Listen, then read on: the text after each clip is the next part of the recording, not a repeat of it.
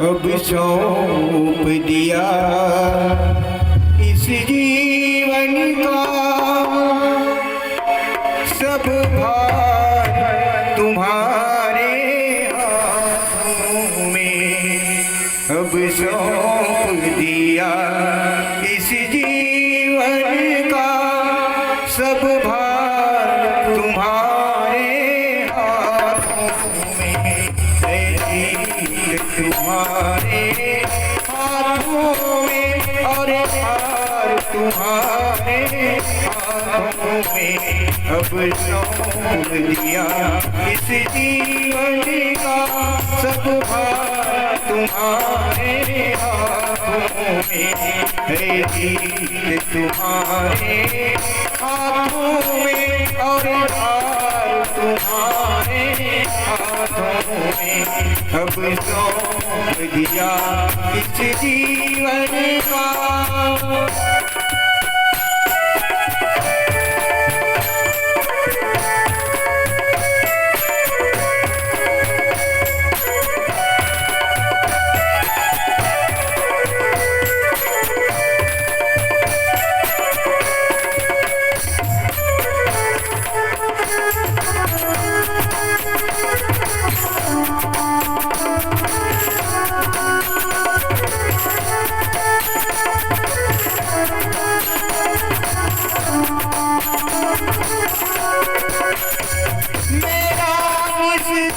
बस एक यही मेरा निश्चय, बस एक यही, एक बार तुम्हें पा जाऊं मैं।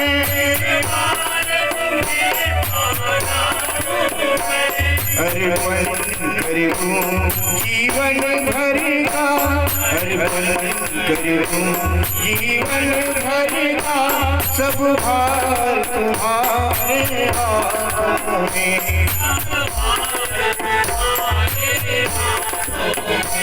अब सौंप दिया इस जीवन का सब भार तुम्हारे हाथों में। अब सौंप दिया इस जीवन का सब भार तुम्हारे हाथों में। है जीत तुम्हारे हाथों में और हार तुम्हारे हाथों में। अब सौंप दिया इस जीवन का।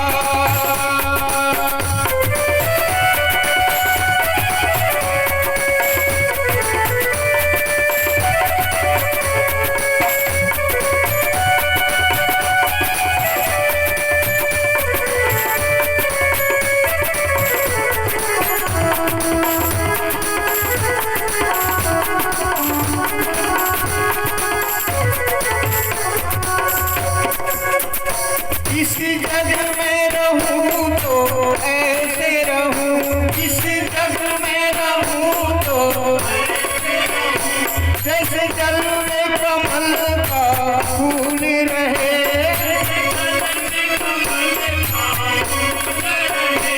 इस जग में रहूं तो ऐसे रहूं,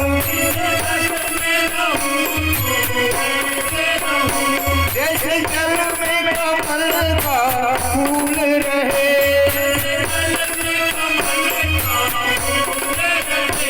मेरे अवगुण दोष समर्पित हो, मेरे अवगुण दोष समर्पित हो करता तुम्हारे हाथों में।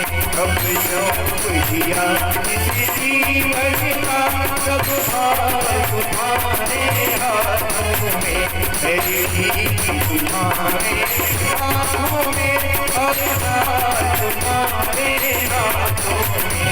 अब सौंप दिया इस जीवन का सब भार तुम्हारे हाथों में। है जीत तुम्हारे हाथों में और हार तुम्हारे हाथों में।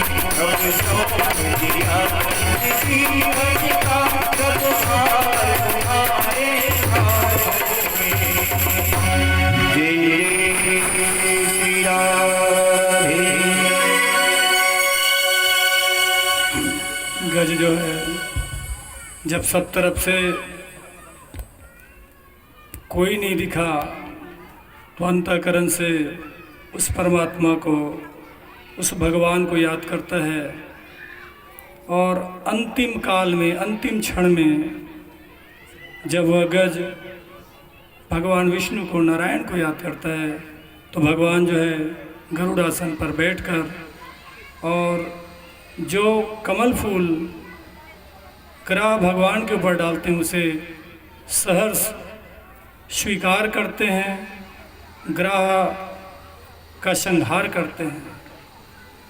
तो यह जो प्रसंग है अपने आप में हमें सिखाता है कि जीवन में कभी कोई सत्ता मिल जाए, ताकत मिल जाए, बड़ा सा परिवार हो जाए, धन मिल जाए, दौलत मिल जाए, उसका उन्माद न करे।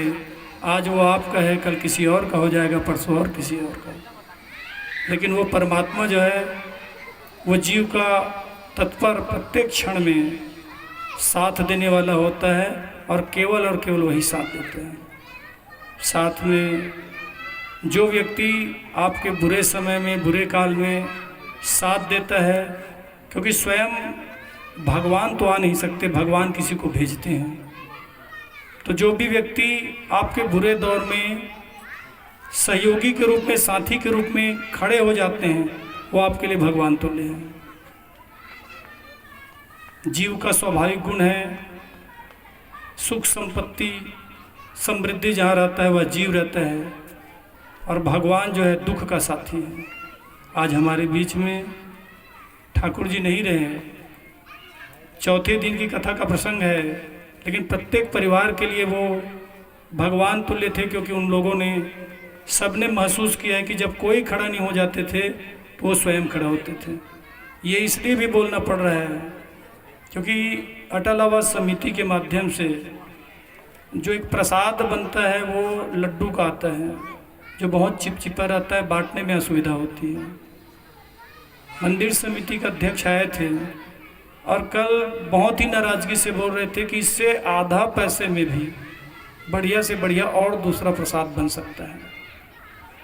लेकिन वो जो मुखिया था, जिनने ये सारे जवाबदारियों को, जिम्मेदारियों को निर्वहन करते थे, वो तो नहीं रहे। तो नए के लिए तो समय लगता है ना, वो उनके नहीं होने से उनका इम्पोर्टेंट जो है, उपयोगिता जो है अब समझ आ रही है। जब व्यक्ति हमारे साथ रहता है तो हम उनमें बहुत सारी कमियां देखते हैं, दुर्गुण देखते हैं, खराबियां देखते हैं, और वह जब नहीं होता तब हमें समझ आता है कि वो थे तो क्या थे। यहाँ परमात्मा जो है इस प्रसंग में हमें बताने का कोशिश करते हैं कि हर स्थिति परिस्थिति में आप जो है शरणागति का भाव रखें, सबको बराबर सम्मान दे। और ये पूर्व जन्म के प्रारब्ध के अनुसार जो गज है वो पांडु देश इंद्रधुम्न नाम का राजा था, जो अतिथि सत्कार, अगस्त्य मुनि जो आए थे उनका सत्कार नहीं किया। उसके कारण से ऋषि जो है रुष्ट हो गए और उनने श्राप दिया था कि जाओ तुम हाथी बन जाओ, गज बन जाओ। और जो ग्राह है वो हुहु नाम का गंधर्व, जो देवल ऋषि के श्राप से ग्राह बन गया। तो ये जो प्रसंग है पूर्व जन्म के प्रारब्ध के अनुसार आते जाते रहता है। साथ में एक और बहुत महत्वपूर्ण प्रसंग आता है कि देव और दानव दोनों मिलकर समुद्र मंथन का कार्य प्रारंभ करते हैं। तो इसके लिए भगवान विष्णु जो है इंद्र को पुनः कहते हैं कि आप जाइए और देवताओं से सहयोग मांगिए। इंद्र सहयोग के लिए जाता है और साथ में कुछ सुझाव भी देते हैं भगवान विष्णु कि काम सार्थक करने के लिए, क्योंकि अभी आप लोग शक्ति से हीन हो, जब तक दानव आपके साथ नहीं मिले तब तक आप समुद्र मंथन का कार्य जो है सही ढंग से संपादित नहीं कर सकते। इसलिए देव दानव मिलके ही कर सकते हैं। और उन लोगों के पास अभी, क्योंकि जब तक पूजा पाठ अनुष्ठान सब कर रहे हैं, इसलिए शक्ति से परिपूर्ण हैं दानव। साथ में सुझाव देते हैं कि अभी जो है समुद्र मंथन में